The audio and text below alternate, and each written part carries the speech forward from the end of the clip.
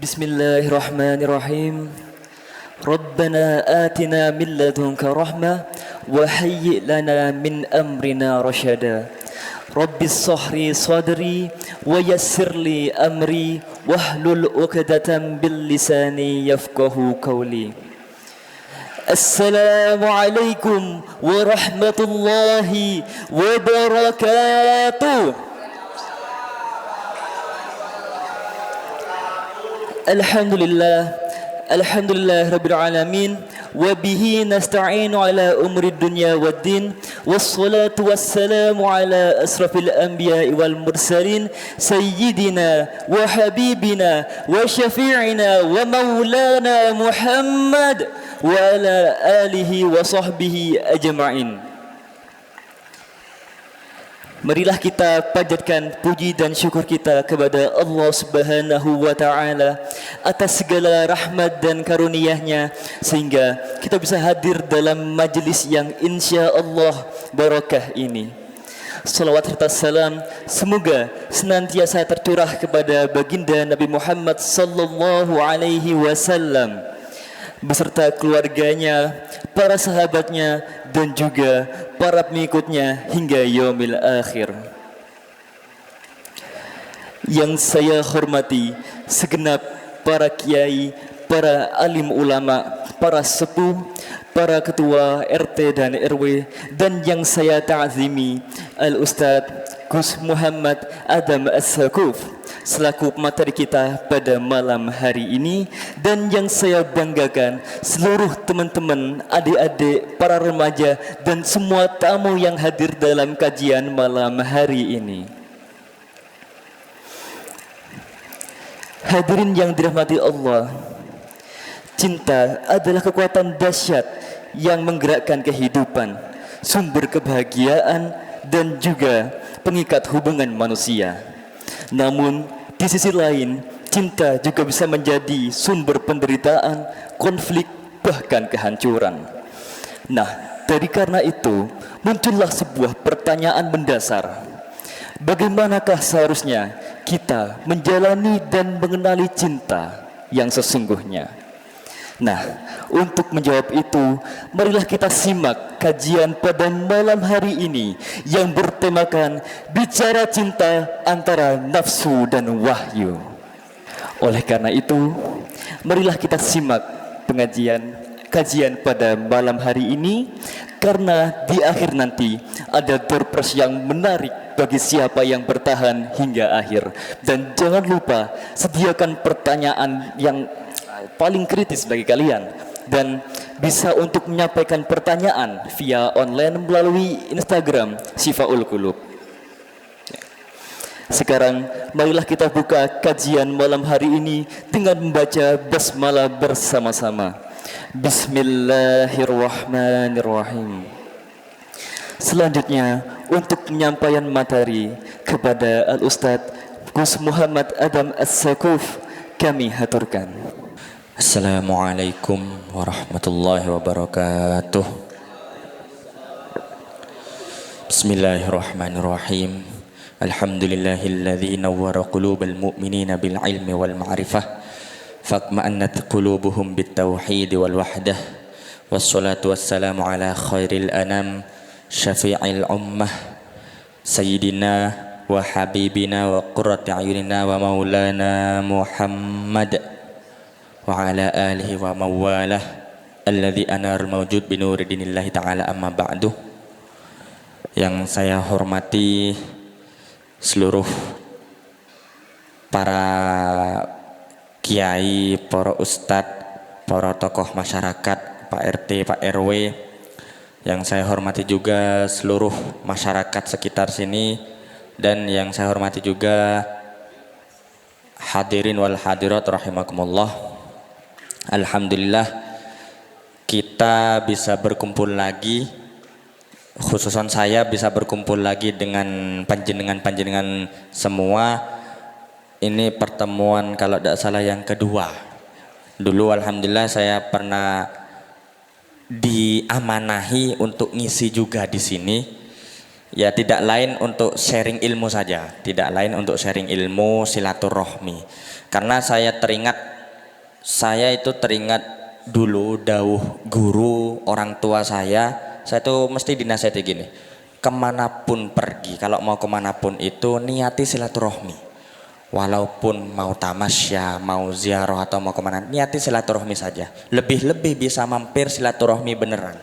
Karena apa? Silaturahmi itu salah satu fadilahnya memperlancar rezeki, meluaskan rezeki, dan banyak fadilah-fadilah lain dari silaturahmi.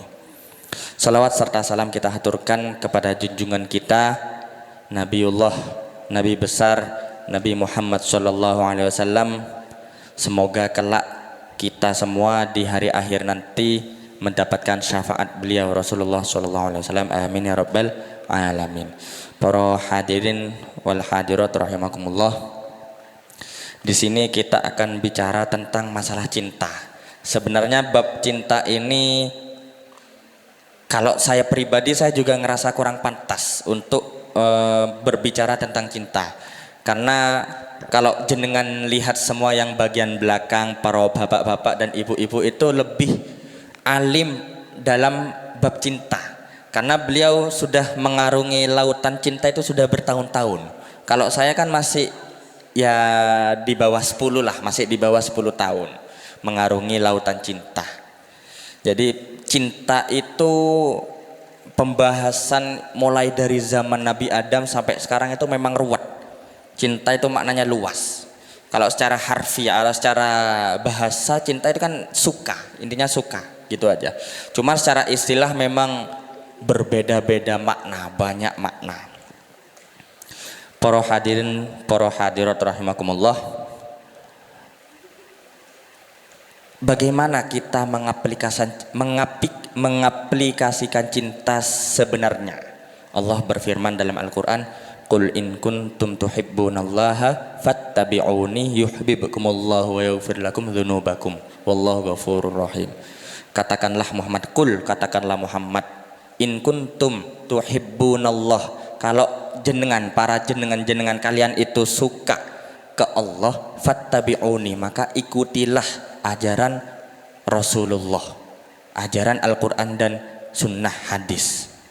Yuhibbukumullahu yaghfir lakum dzunubakum. Maka ketika kita sudah suka ke Allah dengan cara melaksanakan amar ma'ruf nahi munkar atau mentaati segala perintah dan menjauhi larangannya, maka Allah yuhibbukumullah, maka Allah akan cinta kepada kita juga. Apa dampak Allah suka ke kita? Kalau Allah sudah senang ke kita, otomatis kalau kita ada hajat atau keinginan, insya Allah bakal cepat terkabulkan. Makanya kenapa sih kok kita disuruh zikiran, wiritan, atau yang lainnya beramal soleh? Karena tidak semata-mata ya untuk menyenangkan Allah. Zikir subhanallah, memuji. Logikanya kayak gini, misalnya ini siapa yang remaja ini yang songkokan putih nih dah. Dia suka ke cewek, misalnya dia suka ke cewek lah. Ketika sudah saling suka, pasti kan kita ada rasa kepingin ngasih. Yang cewek minta ke ini, sayang sih, anggaplah sayang lah, minta belikan seblak atau yang lain, pasti dibelikan. Karena apa? Dasar cinta. Paham? Sama kayak kalau Allah suka ke kita, Allah cinta ke kita. Ketika yuhibbukumullah, pertama yaghfir lakum dzunubakum, Allah akan mengampuni pertama dosa-dosa kita. Kedua, hajat-hajat kita insya Allah bakal terpenuhi dengan gampang. Karena Allah suka ke kita. Makanya di dalam surat Al-Fatihah ayat kedua yaitu Alhamdulillahirabbil alamin. Alhamdulillah itu kalau dalam balaghah itu luas maknanya. Segala puji, kullu hamdin. Segala pujian-pujian lillahi hanya kepada Allah. Coba kalau sampean jenengan ini memuji pasangannya, pasti kan senang. Muji, aku senang kamu itu cantik gini, pasti senang. Sama kayak Allah kalau kita puji pasti senang juga. Makanya yang pertama, cinta itu dengan ayat tadi itu qul in kuntum tuhibbunallaha fattabi'uni. Cinta pertama ya harus kita sebagai manusia kita harus cinta kepada Sang Pencipta, yaitu Allah Subhanahu wa taala. Bahkan menurut Imam Ghazali dalam kitabnya itu, kalau kita sebagai manusia itu tidak cinta kepada Allah, maka itu rugi. Kita itu rugi. Kita itu kayak su'ul adab. Kalau kita ada tidak ada memikirkan menyangkut atau mengikat hati kita dengan Allah itu, maka kita akan hina, kata Imam Ghazali itu. Makanya jangan sampai, hablum minallah itu sangat penting. Pertama, hablum minallah dalam segala aspek. Contoh, mengajar, bekerja, atau belajar pun sama, kita butuh pertolongan Allah. Mengajar, kita harus minta doa ke Allah agar ilmu yang kita amalkan bermanfaat. Bekerja sama, niatkan lillahi ta'ala, jangan niatkan yang lain. Niatkan lillahi ta'ala, semoga rezekinya barokah, niatkan untuk menafkahi keluarga. Jadi hal-hal seperti itu kan niatnya lillahi ta'ala. Kalau bekerja niatnya yang lain, misalnya niat bekerja di kurir atau yang lain untuk foya-foya, untuk itu kan niatnya sudah lain. Maka ketika niat sudah lain, dampaknya ya kita dapat dosa dari niat tersebut. Ini pentingnya niat lah ya, ini pentingnya niat. Makanya hadis di Arba'in Nawawi itu yang pertama bahas niat. Innamal a'malu bin niat wa innamal likulli imri'in ma nawa.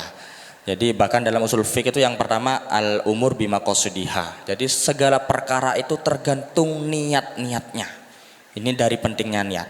Bahkan masalah nikah pun, mungkin dari yang beberapa yang sudah nikah ada yang niatnya kurang lillahi ta'ala. Mari mulai dari sekarang niat lillahi ta'ala, niat nikah itu karena Allah. Jadi jangan sampai nanti, ini khusus yang mau nikah, contoh kayak Mas Vero ini kan habis ini insya Allah mau nikah sudah, tidak tahu kapan tapi. Jadi jangan sampai niat karena pengen kelon-kelonan, pengen sudah ya mohon maaf sendirian, jadi jangan sampai kayak gitu. Kalau dalam kitab taklim malah dijelaskan lagi, segala sesuatu yang baik kalau niatnya buruk maka akan dapat keburukan juga.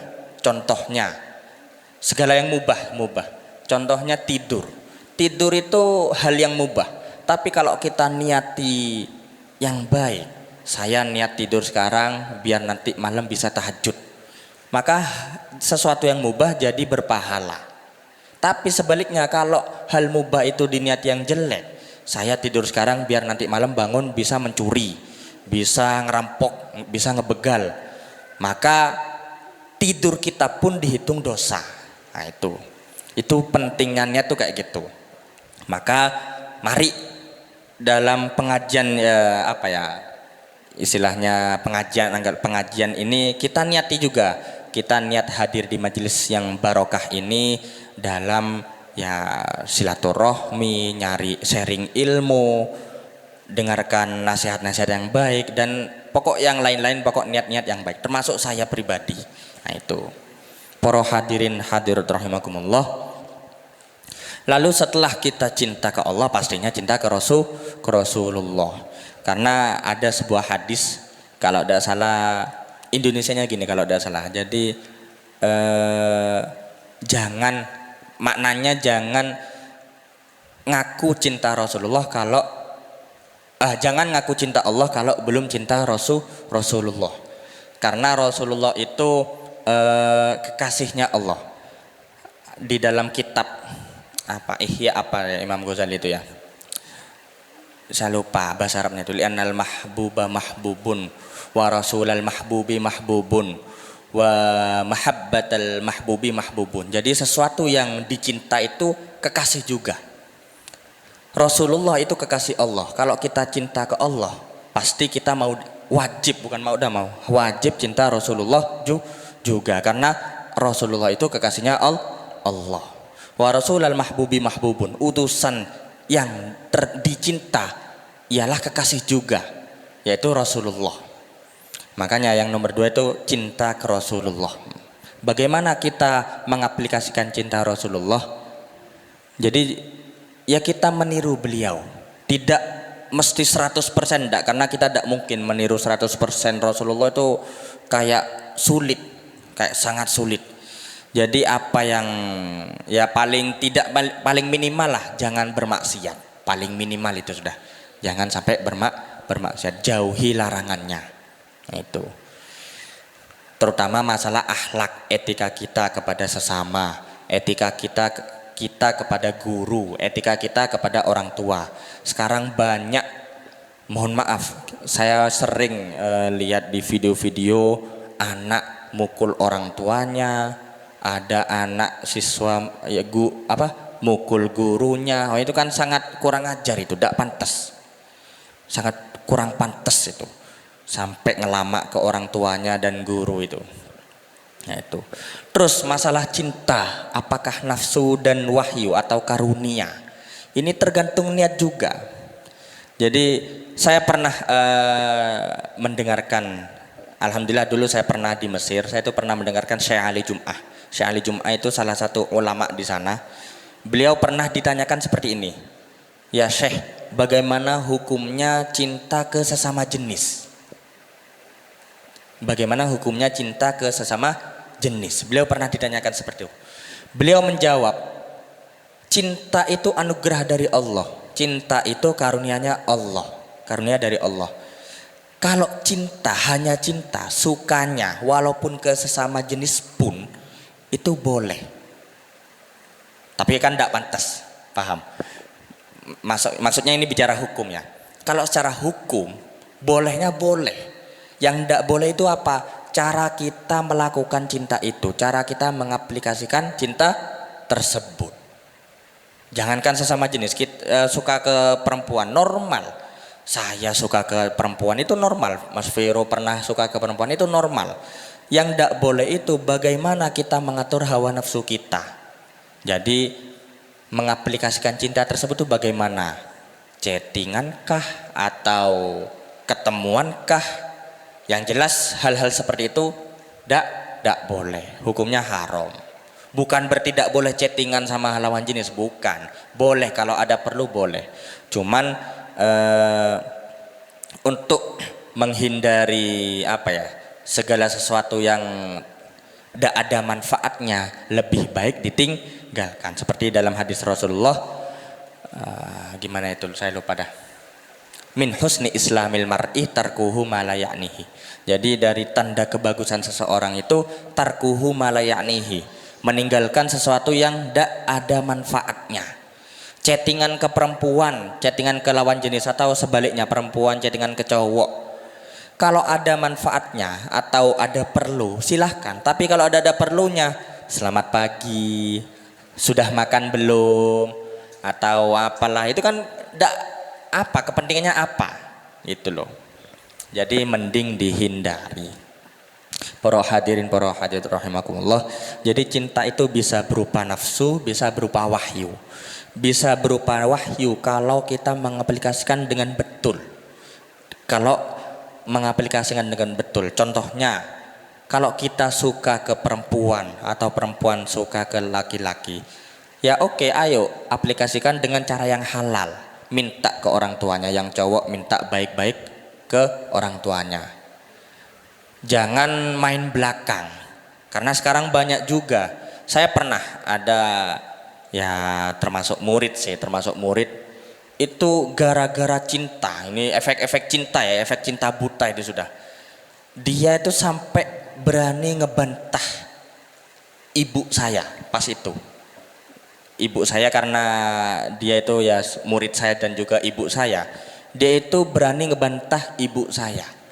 Karena dia itu izin gini, izin ini sudah, tapi sekarang sudah ada. Dia itu izin mau ke Gresik, tapi goncengan sama cowok. Kan tidak ada manfaatnya itu. Itu nyari kesempatan.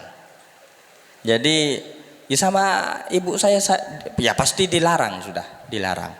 Lah, dilarang itu bukannya malah nunduk, malah ngelunjak atau malah nyari dalil pembenaran dengan alasan karena saya butuh temen gini-gini, takut kalau sundirin apa bla bla bla. Itu kan alasan aja itu. Paham? Padahal sekarang pun masalah transportasi atau yang itu kan banyak sekarang yang lebih aman, naik bis patas, banyak jalan keluarnya masih banyak selain itu. Nah itu, jadi cinta itu bisa berbahaya, bisa anugerah buat kita semua. Contohnya yang jenengan lihat bapak-bapak belakang yang sudah nikah berpuluh-puluh tahun, itu salah satu contoh praktek cinta yang yang luar biasa, yang sampai bertahan sampai sekarang. Karena untuk mempertahankan cinta memang sulit kadang antara laki-laki dan perempuan, yang mana menggabungkan antara dua pikiran. Jadi kan saya sama istri saya yang awalnya pikirannya tidak sama, jadi gimana sekiranya satu jalan, nah, itu kan sulit juga. Ketika kita melewati hal tersebut, maka insya Allah cinta itu menjadi barokah. Itu. Dan cinta itu memang ada stepnya. Pertama, kalau dalam bahasa Arab itu cinta ada stepnya. Saya tidak hafal. Yang pertama itu al-hawa. Al-hawa itu kita mulai tertarik ke seseorang. Nah, itu namanya al-hawa kalau dalam bahasa Arab. Terus ada al-ishku atau rindu. Ketika sudah mulai tertarik, terus kita mulai merindukan dia. Nah, itu dalam bahasa Arab itu lebay memang. Dalam bahasa Arab itu memang bahasa lebay. Itu banyak, kalau tidak salah ada 11 apa 13 urutan cinta, itu saya lupa, saya tidak hafal tapi. Jadi cinta nafsu dan wahyu itu tergantung diri kita masing-masing. Cinta itu bisa dari nafsu, kalau kayak tadi orang pacaran, cara mengaplikasikannya dengan cara yang salah. Tidak mungkin orang pacaran itu niat lillahi ta'ala, itu tidak mungkin. Saya yakin tidak mungkin. Ada orang, contohlah Mas Vero lagi lah, contohnya Mas Vero. Ayo Beb ke pengajian. Mana ada cinta itu ngajak ke pengajian itu. Jadi apa ya? Dia itu mau berbuat kebaikan tapi melalui jalur yang salah. Sedangkan di kitab kalau kita melakukan kejelekan, wasilahnya itu pun jadi salah juga. Contohnya tadi, kita niat ketemuan di pengajian tapi dengan cara ngakali, dengan cara ngakali, wasilahnya pengajian, padahal niat utamanya ya ketemuan, goncengan. Nah, itu sudah salah itu. Makanya sebaliknya, kalau wahyu atau karunia, bahasa wahyu itu memang bahasa berat ini, bahasa wahyu ini, takut salah tafsir makna. Sebenarnya lebih tepatnya karunia atau al-fitrah atau anugerah. Nah itu. Kalau kita niati sebaliknya yang bagus, kita aplikasinya dengan cara yang Islam, dengan cara yang halal, maka itu diperbolehkan dan dianjurkan juga. Paham? Nah itu. Sekarang banyak memang para muda-mudi, para bapak-bapak, ibu-ibu sangat harus waspada kepada anak-anaknya. Soalnya anak-anaknya sekarang ini pinter-pinter Pak. Temenan ini pinter-pinter saat ini, yang saat ini gini kok. Jenengan harus tahu pertama isi HP-nya anaknya itu harus tahu kalau bisa. Ngapunten nih. Karena memang faktanya anak sekarang itu ini kan sekarang anak Gen Z. Kalau jenengan itu apa? Milenial ya anggaplah sepuh lah, generasi sepuh lah. Yang mana rata-rata, mohon maaf, tidak semuanya, rata-rata itu gaptek ke teknologi. Lah anak sekarang ngapunten Pak, ngakali cetan itu pinter, bisa disimpan, WA bisa disimpan, foto bisa disimpan, yang mana jangan sampai orang tua tahu. Ini serius nih kok, serius. Karena saya juga pernah lihat ada temen, dia itu kong kali kong sama orang tuanya. Dia itu pakai HP-nya orang tuanya ini, padahal ini sudah pakai HP-nya orang tuanya. Jadi saya tidak tahu gimana caranya nomor WA atau nomor telepon ceweknya ini dinamai apa, pokok nama laki-laki gitulah, apa Bambang apa saya pokok dia kali gitu loh. Nah itu makanya ngapunten, sekali lagi ngapunten, Bukan saya suudzon, bukan. Jadi kita harus waspada. Ini termasuk untuk saya pribadi juga ya. HP itu memang berbahaya sekali. HP itu bisa berbahaya, bisa manfaatnya banyak. Manfaat banyak kalau memang contohnya download ya YouTube yang bagus-bagus, video pengajian ceramah, atau download lewat PDF kitab-kitab atau bacaan yang bagus. Tapi sebaliknya, HP ini bisa dampak mudorotnya besar juga kalau salah aplikasinya. Ya, termasuk tadi masalah yang bertentangan dengan asusila atau yang lain. Wah, anak-anak sekarang ini canggih, tenan canggih, Pak. Saya aja kadang kalah. Saya tuh pernah nyidak santri, HP santri. Itu niatnya memang untuk Darul Mafasid atau mencegah keburukan. Karena memang diusul fikih Darul Mafasid muqaddam ala jalbil masoleh. Jadi mencegah keburukan itu lebih bagus memang daripada berbuat masoleh. Jadi sebelum mereka berbuat yang selebihnya, maka kita cegah dulu. Alhamdulillah ya, saya nemu Pak, di beberapa HP santri itu ada yang ya sudah mulai cecetan ditanyain selamat pagi, sudah makan belum, gini ngapunten nih. Jadi kita itu harus dari ulama fasid dulu sebelum berkelanjutan. Kalau memang masalah enaknya ya pasti anak-anak yang masalah nafsu kan pasti enak semua. Masalah nafsu itu pasti enak. Dosa niku wis ndak ono sing ndak enak. Mana ada dosa yang ndak enak? Enak semua, masalah dosa itu enak karena memang sesuatu yang mendekatkan kita ke neraka itu pasti berbau yang enak-enak. Sebaliknya kalau sesuatu yang mendekatkan kita ke surga itu pasti pahit semua. Sholat lah. Sholat. Siapa di sini yang rajin sholatnya? Rajin maksudnya gini. Oh sudah zuhur, saya senang sangat. Ada ndak?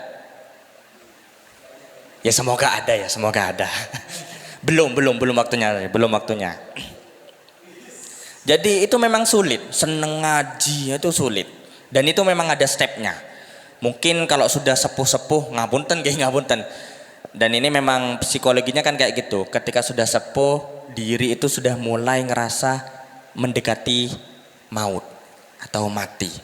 Maka kesadaran diri kita langsung mendekatkan diri kita kepada Allah. Berbeda sama yang muda-muda. Ini umur-umur enak-enaknya maksiat ini Pak. Kan betul kan? Umur 17 ke atas sampai 20-an ini kan umur-umur enak-enaknya maksiat itu. Seneng-senengnya pacaran, seneng-senengnya apalah mabuk-mabukan atau yang trek-trekan gitulah. Ya kalau bisa hindari. Jangan sampai melakukan hal seperti itu. Harus bisa mabuk-mabukan.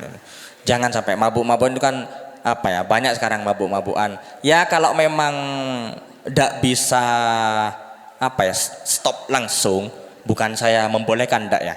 Paling tidak jangan mabuk-mabukan di jalan.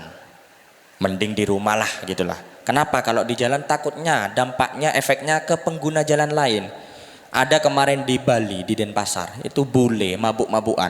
Akhirnya dia itu menabrakkan diri ke mobil atau sepeda. Nah itu kan efeknya mabuk-mabukan kayak gitu, kita tidak sadar. Ini bukan berarti saya membolehkan, enggak ya. Saya tetap tidak membolehkan mabuk-mabukan.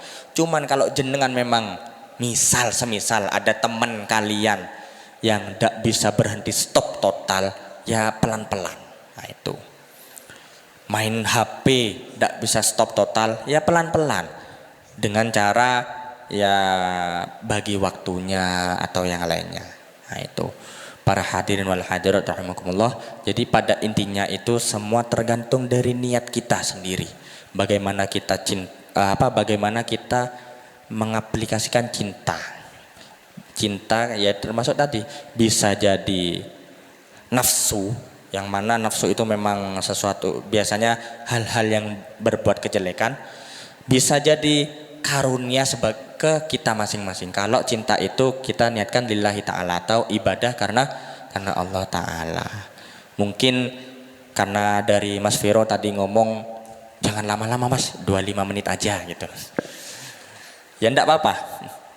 Memang enggak usah lama-lama sudah. Ini ngapunten ya, saya ini modelnya memang gini, model jagongan titik lah, model jagongan titik. Biar saya enggak bisa terlalu serius itu enggak bisa.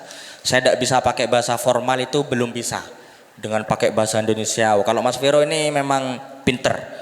Mengolah kata tata bahasa itu pinter. Kalau saya tidak bisa. Saya itu memang karena mungkin murni santri salaf, santri ya, tulen lah. Jadi akhirnya kayak bahasanya kayak gini sudah. Cukup sekian dari saya, kurang lebihnya mohon maaf kalau ada salah itu murni dari saya, dan semisal ada salah saya nyuwun sangat dari terutama para bapak-bapak yang di belakang ditegur. Semisal ada kesalahan dari saya atau dari jenengan para remaja yang sudah paham ilmunya, nanti habis ini tegur saya tidak apa-apa. Alhamdulillah. Ketika ada yang negur saya itu saya ngerasa alhamdulillah. Karena ya biar tidak salah gitu aja. Kalau ada betul yang saya ucapkan tadi itu semua dari Allah Subhanahu wa taala. Karena ilmu saya ya ilmunya dari Allah Subhanahu wa taala. Cukup sekian dari saya. Kurang lebihnya mohon maaf. Ihdinas siratal mustaqim. Wallahu a'lam bishawab. Wassalamualaikum warahmatullahi wabarakatuh.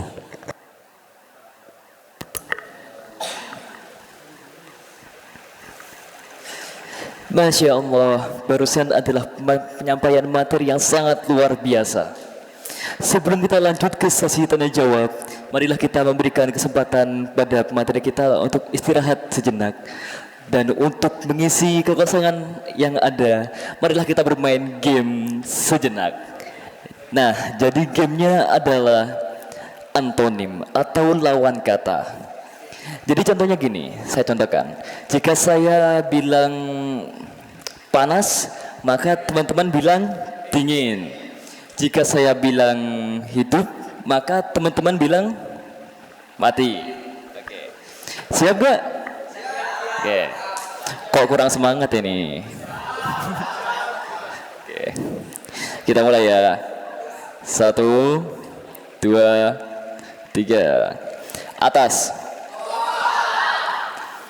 Kiri. Tinggi.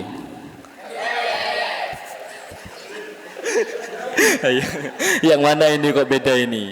Tinggi. Oke. Rendah. Gelap. Putih. Masuk. Depan. Depan. Oke. Apa lagi ya? Boleh lah. Kalau cowok, oke.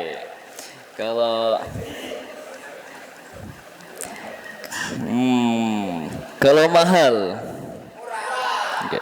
Kok udah agak semangat ini? Aduh. Yo, yang terakhir.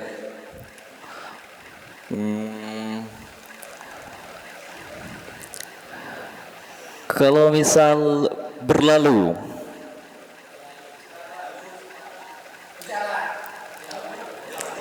kebalikannya. Oke, benar. Oke. Bagus sekali. Jadi, nah sekarang kan udah mulai fokus kembali ya. Nah, kita lanjut ke sesi tanya jawab. Nah, jadi kami membuka 2 kesempatan untuk penanya via offline yang hadir pada saat ini dan juga 1 untuk via DM. Jadi yang ingin bertanya silahkan maju ke depan, perkenalkan diri, nama dan alamatnya, dan sampaikan pertanyaannya dengan jelas. Monggo, bagi yang mau bertanya silahkan acungkan tangan dan berdiri. Assalamualaikum warahmatullahi wabarakatuh. Perkenalkan nama saya Imam. Perkenalkan nama saya Imam. Alamat saya di Perumahan Giramai Lindah, Blok B1. Izin bertanya ya Gus. Pertanyaan saya,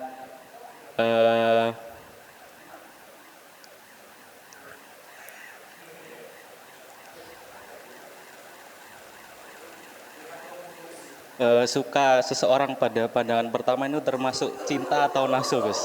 Itu Gus, terima kasih. Assalamualaikum warahmatullahi wabarakatuh. Oke, terima kasih pada Mas Imam atas pertanyaannya. Jadi saya simpulkan kembali, Mas Imam ini bertanya, cinta pada pandangan pertama itu cinta karena nafsu atau karunia? Gimana Ustadz? Apakah langsung dijawab atau ditampung dulu? Tampung dulu. Oke. Monggo untuk pertanyaan selanjutnya.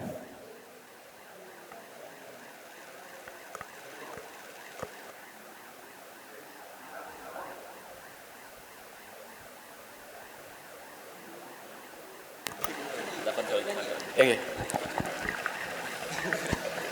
Bismillahirrahmanirrahim. Assalamualaikum warahmatullahi wabarakatuh. Perkenalkan, nama saya Muhammad Ali Yafi. Rumah saya di Blok I2. Gitu. Ada beberapa pertanyaan yang saya ingin tanyakan Gus. Gitu. Yang pertama, ini kan rekan-rekan ini kan udah beberapa ini ada yang jenjangnya masih SMP, SMA gitu kan. Biasanya ini masuk tahap atau di di tahap masuknya cinta-cinta monyet gitu. Bagaimana caranya istilahnya menghadapi hal tersebut, cinta monyet itu sendiri, trik dan tips gitu. Mungkin ini saya mewakili teman-teman SMP, SMA yang malu-malu untuk bertanya. Yang kedua, ini mungkin sedikit lebih ke dewasa lebih sedikit. Karena saya umurnya sudah masuk 20-an, saya sebenarnya penasaran. Apabila kita kan hidup ini pasti akan berdampingan, laki dengan perempuan. Nanti tentunya jika sudah waktunya kita akan menikah. Nah, ini apabila kita nanti dibertemukan dengan ajal terlebih dahulu, itu apakah nanti kita di akhirat itu tetap punya pasangan atau bagaimana? Nah, pasangannya itu nantinya itu manusia yang pernah hidup atau memang pure dari akhirat? Nah, itu pertanyaan saya. Mungkin itu saja. Terima kasih. Wassalamualaikum warahmatullahi wabarakatuh. Waalaikumsalam warahmatullahi wabarakatuh. Oke, terima kasih pertanyaannya Mas Yafi. Jadi saya izin menyimpulkan ulang. Yang pertama, Mas Yafi bertanya tentang bagaimana cara menghadapi cinta monyet, tips dan trik. Karena di masa remaja contohnya, anak-anak remaja itu sudah mulai mengenal cinta dan rawan terjadi cinta monyet. Jadi Mas Yafi bertanya gimana tips dan triknya untuk menghadapi itu. Dan yang kedua, apabila kita wafat terlebih dahulu, apakah di akhirat ini kita punya pasangan atau enggak, berupa manusia yang pernah hidup di dunia ataukah makhluk di akhirat? Bener nggak? Oke, siap. Oke, gimana Ustaz? Langsung. Betul. Oke, bismillahirrahmanirrahim. Pertanyaan pertama dulu ya. Masalah pandangan pertama. Siapa tadi yang tanya itu? Jenengan pernah cinta pandangan pertama enggak? Takutnya apa semua yang disukai pandangan pertama semua Pak? Jadi cinta pandangan pertama itu kan kalau dalam istilah, ini kalau saya salah mohon dikoreksi, istilah anggaplah psikologi itu kan hormon apa gimana itu saya lupa, itu pokoknya langsung karena kita melihat dia, karena dari ain melihat mata senang ada ketertarikan, maka kita mulai tumbuhlah rasa suka. Nah, itu istilah cinta pandangan pertama kan. Cuman kan kita masalah cinta pandangan pertama itu saya yakin kalian semua pun lupa kapan kalian cinta pandangan pertama dan siapa. Soalnya kadang yang kalian lihat kalian senengi semua, itu bukan cinta, itu nafsu itu. Kalau yang samen lihat itu samen senang, itu bukan cinta, itu nafsu itu.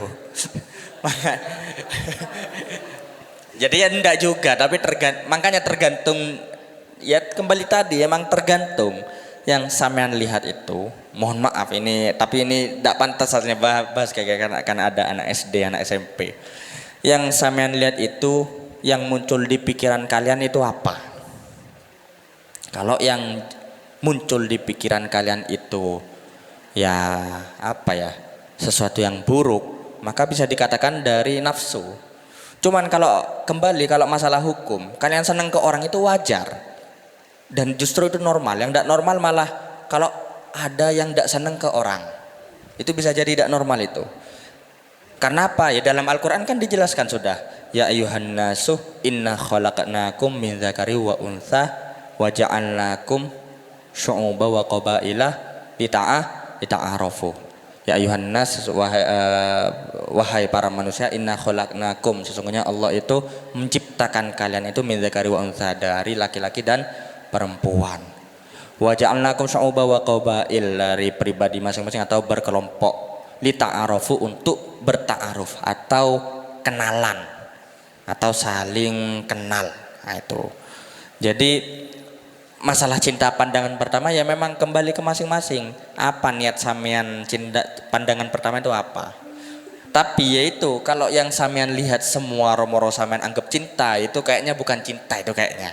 Itu sudah dipastikan kayaknya nafsu itu kayaknya. Soalnya gini ya, masa semua yang kita lihat kita cinta. Nah itu, apalagi kalau sudah sampai di pikiran muncul pikiran yang jorok atau buruk, na'udzubillah, ya sudah dipastikan itu bukan cinta yang masuk karena hawa nafsu, itu sudah syahwat, itu sudah.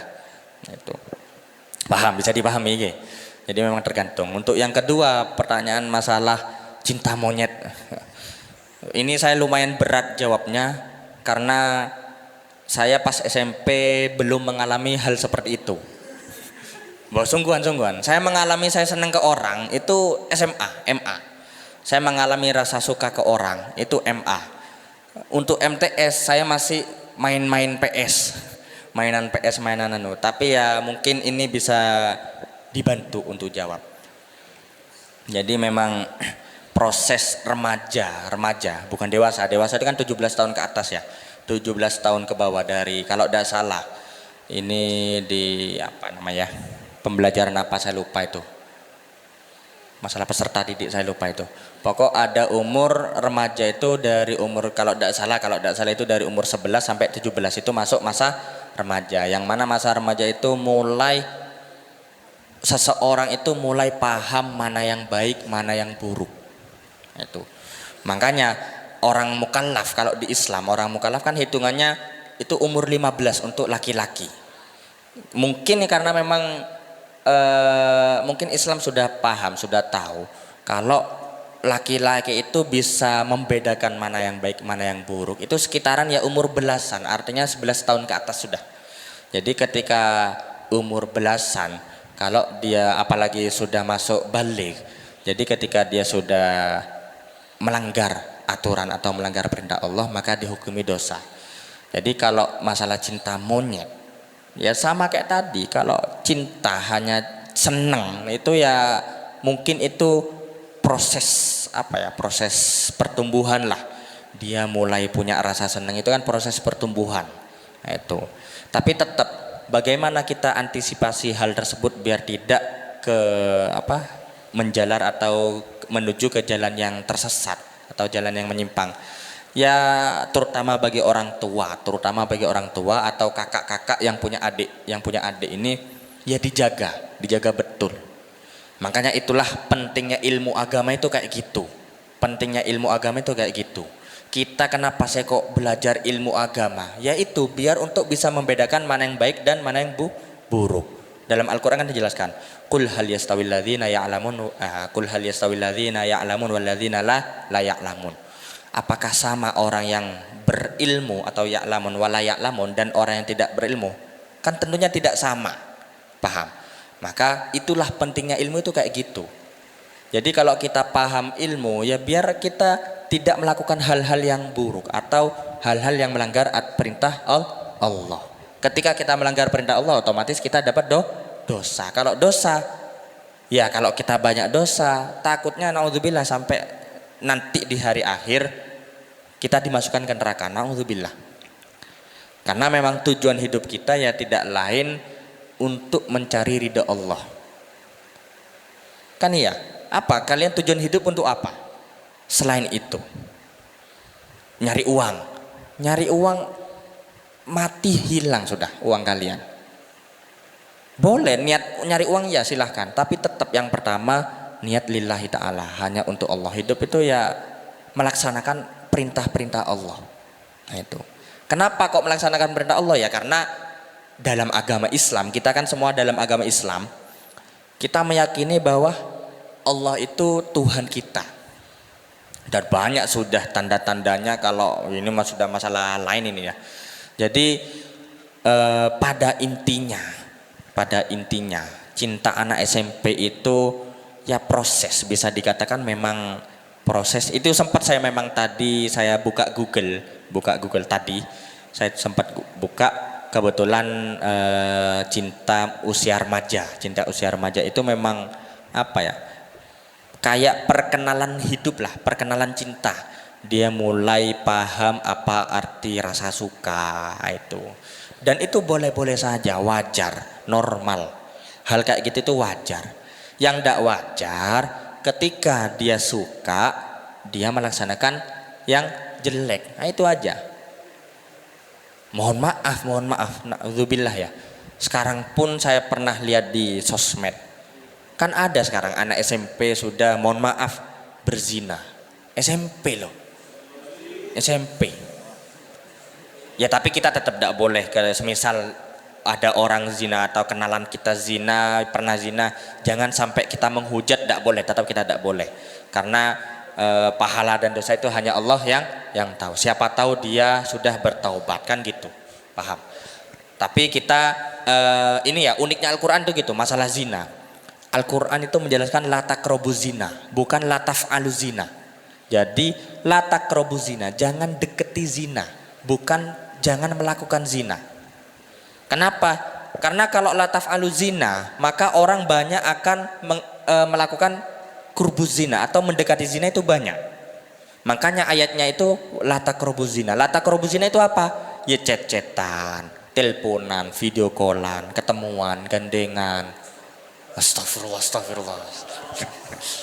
Jangan cuma astagfirullah, ya semoga saja astagfirullah beneran.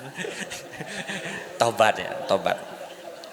Ya terserah kalian, kalau kalian mau menikmati masa-masa muda kalian ya terserah. Kalian mau bermaksiat itu kan urusan kalian. Cuman ingat ya, hidup mati tidak ada yang tahu. Kapan kita akan mati tidak ada yang tahu. Siapa tahu, saya pun siapa tahu habis ini romo-romo meninggal, tidak ada yang tahu. Wallahu a'lam. Itu hanya Allah yang tahu. Makanya kalau takutnya naudzubillah enak-enak maksiat romoro mati, diambil nyawanya. Enak-enak pacaran, nonton bioskop bareng misalnya, romoro mati kelengar apa gini. Apa kata bioskop? Kan gitu, apa kata bioskop? Kan gitu. Pertanyaan kedua, apakah ketika nanti kalau kita mati kita akan ditemukan dengan pasangan kita di dunia? Pasangan yang halal ya, bukan pacar ya. Pacar itu kan apa itu? Jawabannya ini menurut guru saya, karena saya ya ngaji, iya. Jadi kita akan dipertemukan, bahkan dalam hadis pun kan dijelaskan gimana itu Arabnya itu. Maknanya kan kalian akan dipertemukan dengan orang yang kalian cintai. Jadi bukan hanya pasangan kalian. Makanya kalau kalian senang Rasulullah, insya Allah kita nanti di hari akhirat dipertemukan sama Rasulullah. Cuman seneng Rasulullah itu bukan hanya ngomong, ya dipraktekkan. Contohnya ya sholawat, akhlaknya dirubah. Jadi jangan hanya muncul pas perayaan Maulid Nabi, habis itu hilang sudah, tidak pernah baca sholawat gitu. Jadi ada satu amalan ini lain pembahasan dikit. Ada satu amalan, mungkin kalau kalian mengamalkan, monggo silahkan. Ini saya dapatkan dari orang tua saya dapatkan dari kakeknya saya.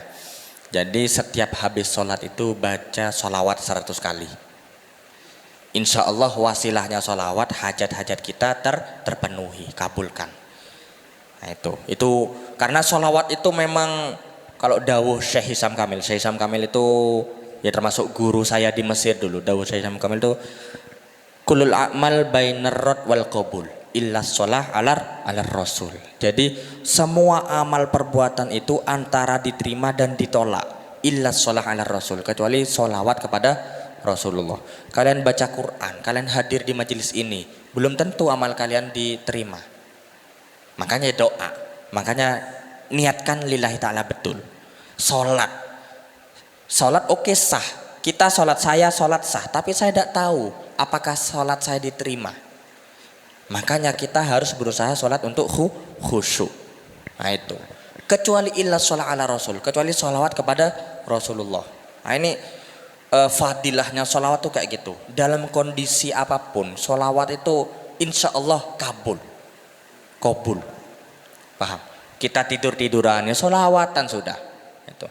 Bahkan dalam hadis kan man shalla alayya sholatan wahidah shalla alaihi biha asyarah. Jadi kalau kita sholawat kepada Rasulullah 1 kali, Allah akan membalasnya dengan 10 rahmat. Nah, itu. Karena makna sholawat, Allah sholawat kepada Rasulullah itu bukan Allah maknanya Allah itu merahmat, memberikan rahmat. Itu.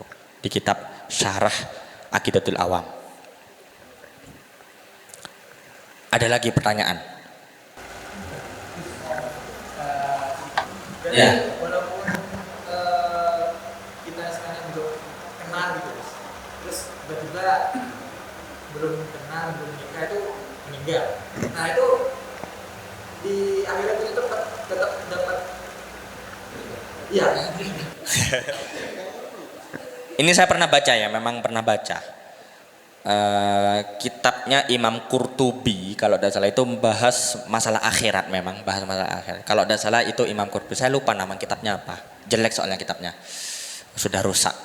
Itu untuk orang-orang yang jomblo atau yang belum menikah, kalau di surga nanti bakal diberi pasangan. Nah itu, diberi pasangan masing-masing. Jadi tapi gimana bentuknya ya wallahu a'lam, saya tidak tahu. Gimana bentuknya itu saya tidak tahu, ceweknya kayak apa saya tidak tahu, yang cewek dikasih pasangan kayak apa saya tidak tahu. Intinya yang belum punya apa, karena di surga itu semua keinginan kita, kalian mau apa bakal terpenuhi itu. Terus tanya gimana Gus, apakah di surga ada rokok? Kalau rokokan turun ke neraka dulu, tidak nyolot apinya.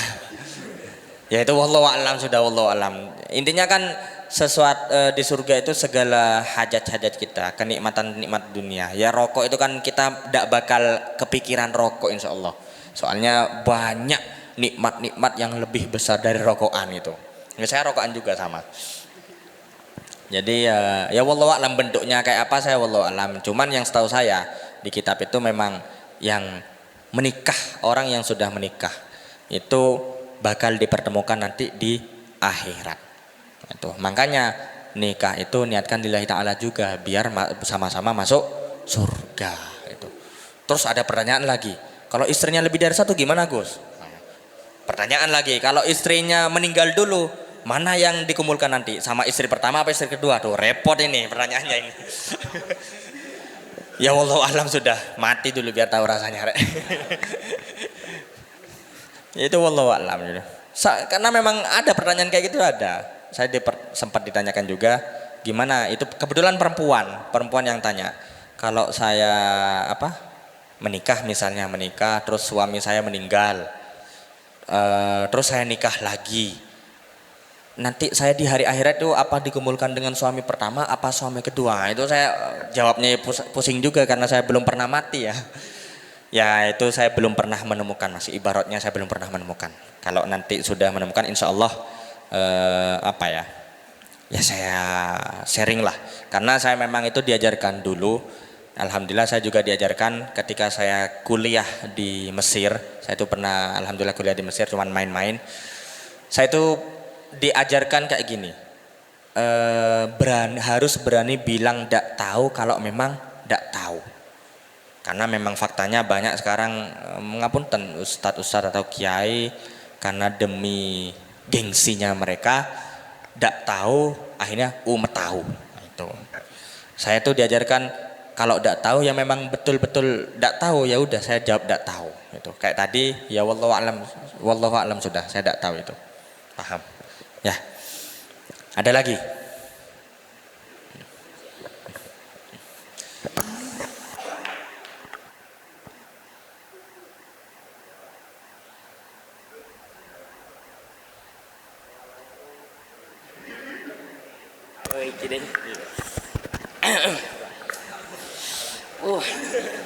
Yang ditunggu-tunggu nih Gus. Assalamualaikum warahmatullahi wabarakatuh. Perkenalkan, nama saya Putra, alamat saya di Blok CC nomor 25. Mau tanya nih Gus, bagaimana cara menyeimbangkan antara rasa cinta kepada seorang wanita dan cinta kepada Allah di usia muda? Terima kasih. Assalamualaikum warahmatullahi wabarakatuh. Baik, izin memberi kesimpulan dari pertanyaan Mas Putra. Jadi Mas Putra bertanya, bagaimana cara menyeimbangkan rasa cinta kepada perempuan dan rasa cinta kepada Allah? Begitu nggih? Oke. Monggo Ustaz. Menyeimbangkan. Cara menyeimbangkan kita cinta kepada perempuan dengan kepada Allah. Tentunya kita tidak boleh seharusnya kita harus tetap menomorsatukan Allah. Kenapa? Karena perintah nikah pun itu ya dari Allah. Masa kita lebih cinta ke cewek atau ke pasangan kita daripada Allah? Gitu. Karena aturan nikah pun yang memerintahkan ya Allah. Dan karena nikah kan sunnah. Jadi biar menyeimbangkan bagaimana ya ketika nikah nanti, pertama ya tadi lillahi ta'ala, niatkan lillahi ta'ala. Jangan niat karena kelonan, pengen kelon atau pengen biar tidur ada yang barengi. Jangan niati itu. Dalam Islam kan dijelaskan nikahi perempuan atau laki-laki itu karena 4 hal. Yang pertama itu karena agama. Karena agama itu maksudnya apa? Karena Allah. Jadi kalau kita nikah karena agama, orang yang paham agama, dasar agamanya, tidak harus aliman, enggak. Paling tidak sekufu lah, kita cari yang sekufu. Ya kalau S1, paling tidak ya. Secara keilmuan lah yang sekufu, yang sejajar. Kenapa sih kok kita harus menikah pertama karena agama? Karena kalau agama, ilmu itu memang kekal. Betul itu. Yang lain setelahnya karena harta, karena cantik, karena nasab. Karena harta. Sekarang kan banyak orang nikah karena si ini kaya. Ketika jatuh bangkrut akhirnya cerai, viral. Karena ganteng, cantik. Ada, saya pernah lihat di sosmed. Kan kalau misal karena ganteng, cantik, dia itu ketika dapat musibah, si laki-laki dapat musibah, dia menyelamatkan istrinya dari kebakaran. Tapi ini bukan di Indonesia ya. Bukan di Indonesia. Dia menyelamatkan istrinya dari kebakaran sehingga membuat kulitnya terkelupas. Nah, itu sehingga menjadi jelek. Ketika istrinya sudah terselamatkan, dia malah ceraikan suaminya. Nah, itu. Ya, itu kan salah satu bentuk, mungkin bentuknya cintanya atau nikahnya karena yaitu lil jamaliha atau hanya wajah cantik. Penting memang. Apakah cantik, ganteng itu penting? Sangat penting juga. Tapi bukan tujuan utama kita. Tetap tujuan utama lidinillah, untuk agama atau untuk Allah, untuk ibadah kepada Allah. Karena kalau sudah untuk beribadah kepada Allah, insya Allah permasalahan-permasalahan dalam pernikahan itu kalau kita kembalikan semuanya ke Allah akan terselesaikan. Masalah ekonomi, ya yang atur Allah sudah. Masalah apa? Harta warisan, ya kan ada aturannya sendiri dari Allah.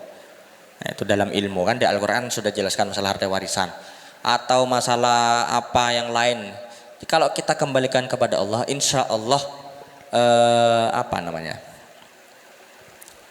ya insya Allah barokah. Menjadi pasangan sakinah mawaddah warohmah. Nah, itu. Kedua, permasalahan problematika dalam pernikahan itu normal, wajar. Saya itu pernah dinasihati kayak gini. Dan ini saya sudah praktekkan ke istri saya. Saya bilang kayak gini ke istri saya. Dalam pernikahan itu pasti ada masalah. Tidak mungkin, tidak ada masalah itu tidak mungkin. Tapi gimana sekiranya jangan sampai orang lain tahu.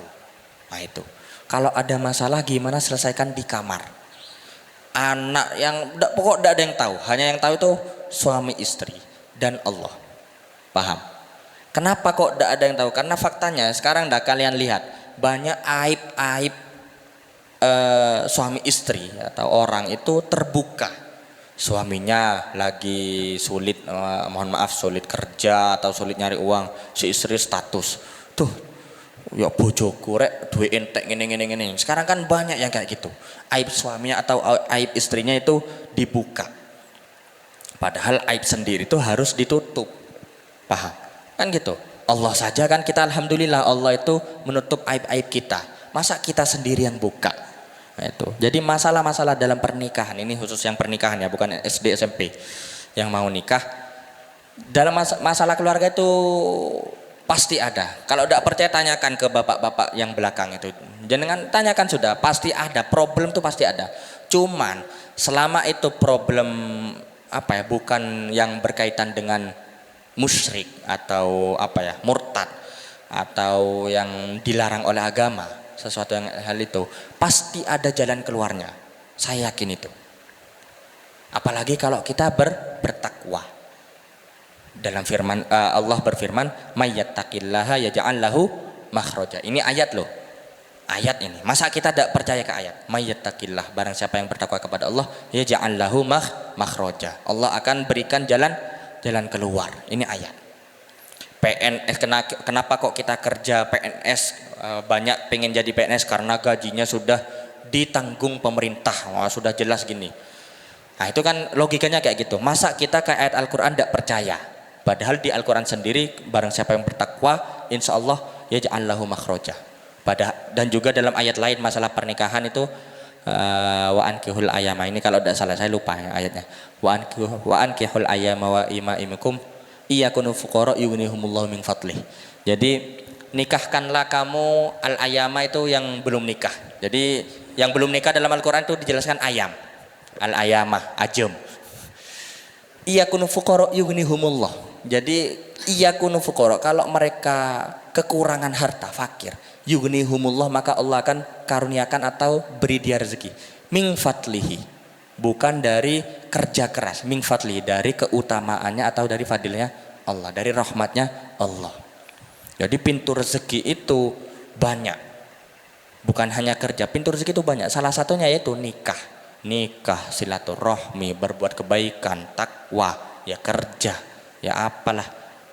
Nah itu pintu rezeki itu mari kita buka semua kalau sebisa mungkin. Nah itu dengan ya pertama tetap niat yang bagus, bisa dipahami. Jadi cara menyeimbangkan cinta kita kepada pasangan kita sama kepada Allah, ya amar ma'ruf nahi munkar sudah. Amar ma'ruf nahi munkar. Artinya jauhi segala larangannya. Jangan sampai kita membawa pasangan kita ke jalan yang Allah murkai. Contohnya, kita punya pasangan kita suruh, mohon maaf, kerja yang endak-endak atau suruh mabuk-mabuk. Nah, itu kan salah satu cara yang salah. Kan gitu. Makanya cara menyeimbangkannya kita tentunya harus amar ma'ruf, bertakwa, cinta kepada Allah dulu, baru pasangan kita itu. Paham? Bisa dipahami ya. Tapi bukan berarti gini ya. Banyak sekarang salah mengartikan gini. Terutama ya mohon maaf. Ada beberapa golongan dengan dalil di mana ayatnya itu saya lupa itu. Jadi seakan-akan dia itu keluar untuk dakwah. Dia itu seakan-akan mementingkan dakwah lillahi ta'ala dengan mengenyampingkan atau membiarkan istri-istri atau pasangan anak-anak mereka kelaparan di rumah. Nah, itu banyak yang sekarang dalil-dalil kayak gitu tuh ada. Dalilnya saya lupa di Al-Qur'an juz 4 kalau tidak salah itu. Apa juz telok ya? Ya intinya itulah. Nah, mungkin sudah. Apa gimana ini? Cukup aja. Tambahan sedikit dari saya. Mari, ini kan remaja-remaja masjid ya. Mari kita makmurkan masjid. Jadi kalau ngapunten, ini kan penerus masjid itu harus dimakmurkan. Jangan sampai masjid itu sepi. Jangan sampai masjid sepi. Silahkan kalian ya buat jagongan kayak tidak apa-apa, ramaikan dah. Kalau bisa malam ramaikan dengan iktikaf bersama gitu. Mas Viro misalnya buat acara iktikaf bersama jam 3 gitu. Tidak apa-apa. Bagus, itu kan bagus gitu. Jadi ramaikan masjidnya. Sholat berjamaah di masjid. Kalau bisa sholat berjamaah di masjid. Kalau memang sakit atau yang lainnya ya tidak apa-apa sudah itu.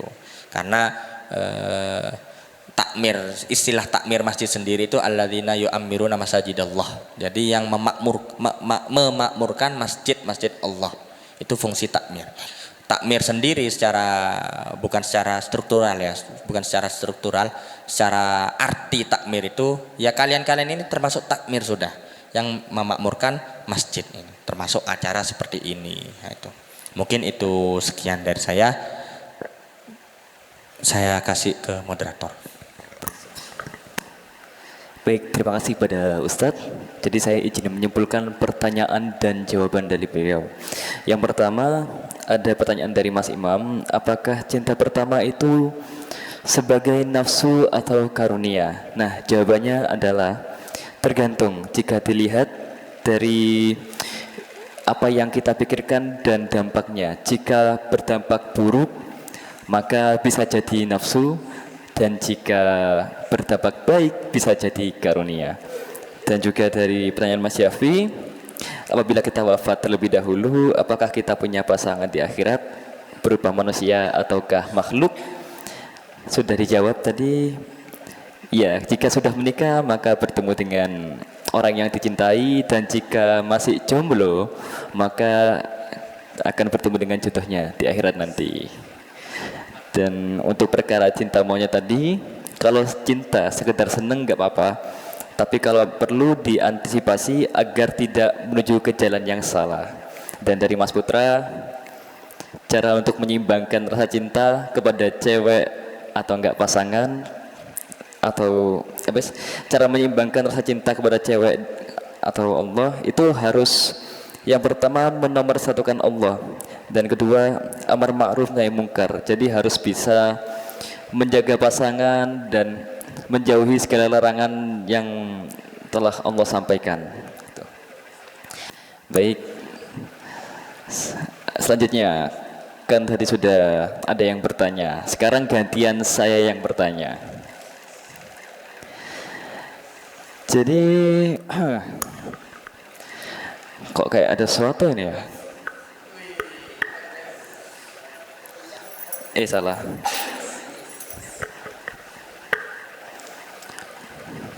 Nah, ini ada amplop berisi sesuatu ini.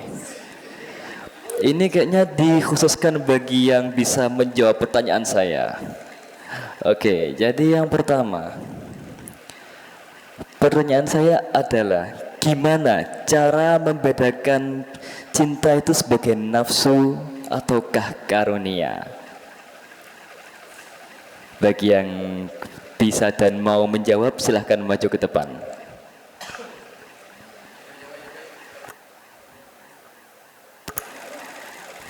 Ayo, ini amplopnya menunggu ini.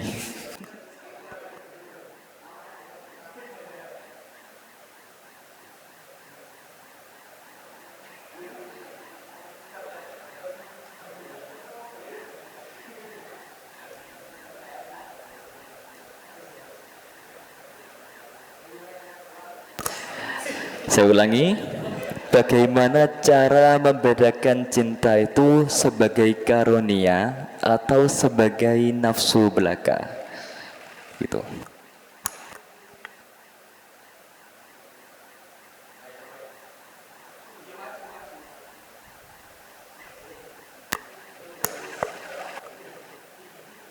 Yuk, monggo, silakan.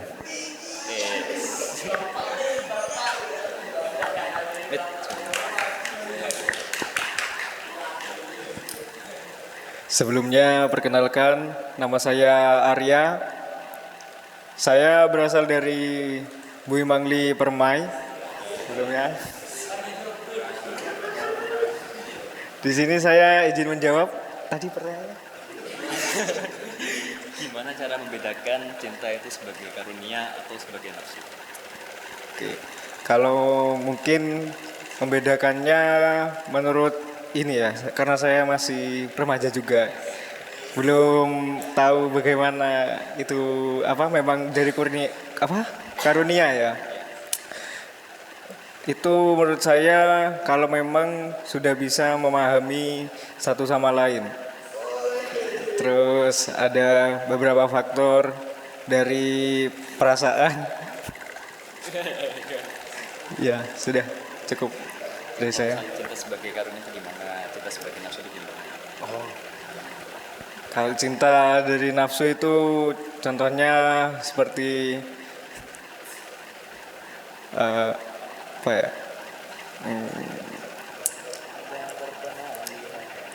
Dari pandangan pertama, bukan pandangan pertama yang kayak seperti tadi Ustadz jelasin ya. Pandangan pertama yang sering apa ya, melihat cewek lalu merasa suka. Ya, itu masuknya ke nafsu. Kalau sebagai karunia ya itu tadi, yang saling memahami satu sama lain. Ya, sekian dari saya. Baik, terima kasih. Iya. Oh enggak. Kasih. Siap. Oke, sudah bagus jawabannya. Sekarang next lanjut ke pertanyaan kedua. Siapakah nama pemateri pada kajian kita malam hari ini? Yuk, silakan. Ayo, gasken.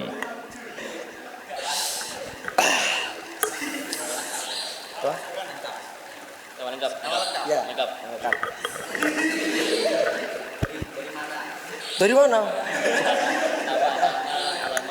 Budak awal lah, Bang. Assalamualaikum warahmatullahi wabarakatuh. Perkenalkan, nama saya Afgan, saya dari Blok DF. Gak kebiasaan ngomong di depan umum. Nama pemateri pada malam hari ini adalah Gus Muhammad Adam As-Sakov, kalau nggak salah. Iya. Ya itu yakin. Dil. As-Sakov. Nggak tahu cara bacanya, Gus.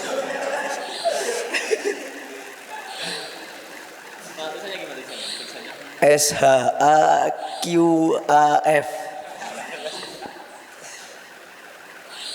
Sakuf apa sakuf ya? Sakuf. Sakuf. Tipu berarti tadi. Hah? Dil. Yakin. Amin. Selamat. Iya. Survei membuktikan. Jadi nama pemateri kita adalah Gus Muhammad Adam As-Sakuf. Oke, gimana saksi sah? Bener? Oke. Bener. Bukan S ada B. As-Sakuf. Tipu katanya. Wajar manusia.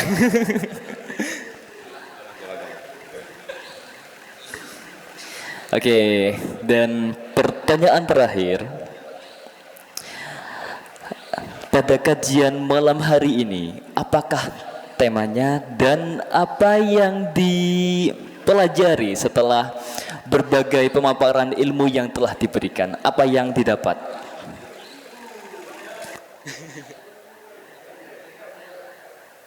Monggo.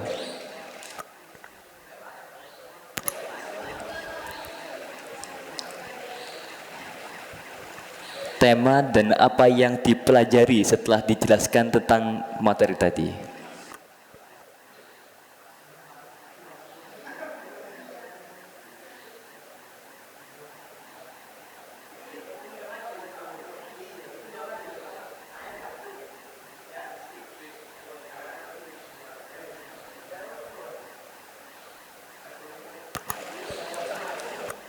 Ayo.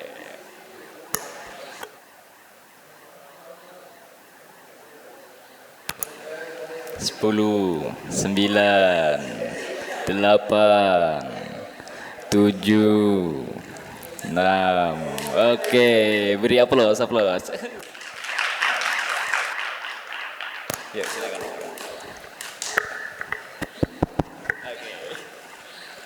Tema pada malam Assalamualaikum warahmatullahi wabarakatuh. Tema pada malam hari ini berbicara dengan cinta. Salah dah. ada yang kurang tepat. Ya apa ya? Coba jawab jawab. Biar bicara tentang cinta apa ya? Ada wis diguyui wis. Ya, terus Bicara cinta apa ini? Apa mau no? Kon bagi dua. Ayo. Kon nih, hah?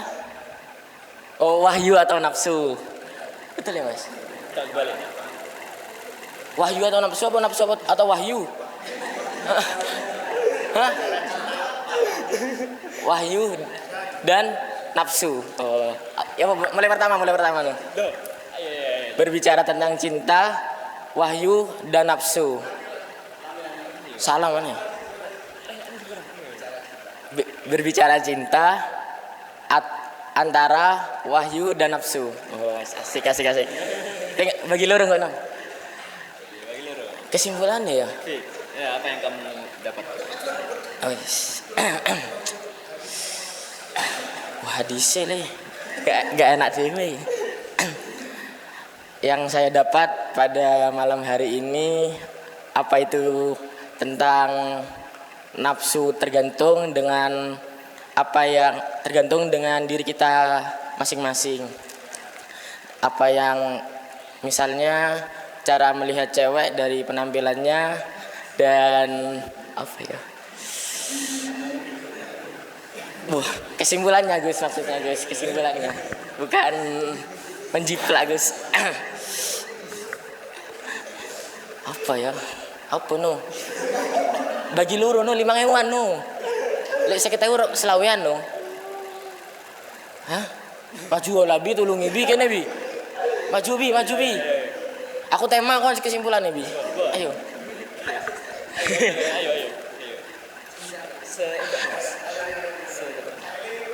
Iya, tiling.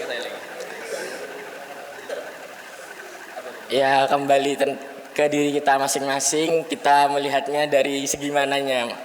Bisa dari segi agamanya, dari segi penampilannya, atau dari segi akhlaknya. Gitu aja sih Gus. Assalamualaikum warahmatullahi wabarakatuh. Waalaikumsalam warahmatullahi wabarakatuh. Mau enggak? Oh, terima kasih Mas. Sama.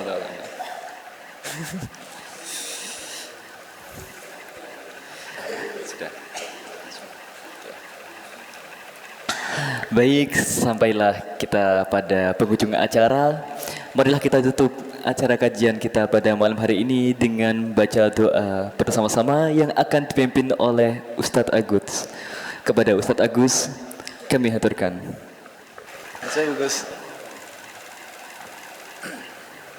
Assalamualaikum warahmatullahi wabarakatuh. Saya yang memimpin doanya, monggo panjenengan yang mengamini. Mudah-mudahan apa yang kita dapat di kajian ini menjadi ilmu yang manfaat barokah. A'udzubillahi minasyaitonirrajim. Bismillahirrahmanirrahim. Allahumma shalli wa sallim wa barik ala sayyidina Muhammad wa ali sayyidina Muhammad. Walhamdulillahi rabbil alamin. Hamdan yafi ni'amahu wa yukafi mazidah. Ya Rabbana lakal hamdu kama yanbaghi li jalali wajhikal karim wa azimi sultanik. Allahumma shalli wa sallim ala sayyidina Muhammadin salatan tunjina biha min jamil ahwali wal afat wa taqdilana biha jami'al hajat wa tutahhiruna biha min jamis sayyi'at tarfa'una biha indaka 'ala darajat wa tuballighuna biha aqsal ghayat min jamil khairati wal hayati wa ba'dal mamat. Allahumma tawil umurana wa sahih ajsadana wa nawwir qulubana wa tsabbit imanana wa ahsin a'malana wa washi arzaqana wa ilal khairi qarribna wa nishri'abna birahmatika ya arhamar rahimin.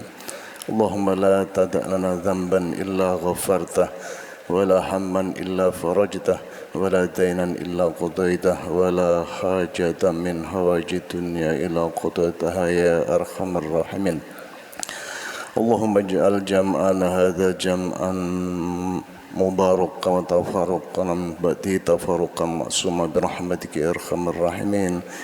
Rabbi ij'alni muqimas salati wa min zurriyati. Rabbana wa taqabbal du'a. ربنا آتنا من لدنك رحمة وهيئ لنا من أمرنا رشدا ربنا اغفر لنا ولوالدينا وارحمهم كما ربونا صغارا ربنا آتنا في الدنيا حسنة وفي الآخرة حسنة وقنا عذاب النار صلى الله على سيدنا محمد وعلى آله وصحبه وسلم سبحان ربك رب العزة عما يصفون وسلام على المرسلين والحمد لله رب العالمين بسر أسرار الفاتحة أعوذ بالله من الشيطان الرجيم بسم الله الرحمن الرحيم صراط الله السلام عليكم ورحمة الله وبركاته.